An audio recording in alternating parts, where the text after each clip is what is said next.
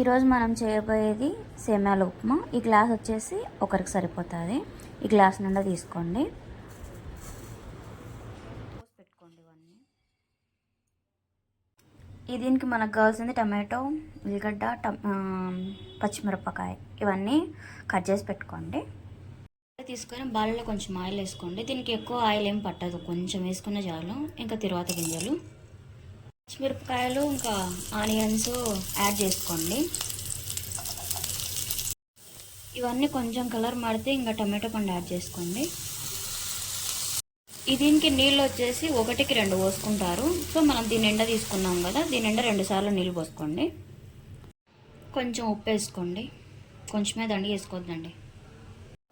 ఇప్పుడు ఇది హై ఫ్లేమ్లో పెట్టండి. ఇది బాగా ఉడుకుతున్నప్పుడు సేమ్యా యాడ్ చేసుకోవాలి. ఇట్లా బాగా ఉడుకుతున్నప్పుడు మనము సేమ్యా యాడ్ చేసుకోవాలి దీంట్లోకి. ఇది దగ్గర పడేంత వరకు కలుపుతూ ఉండండి మీరు.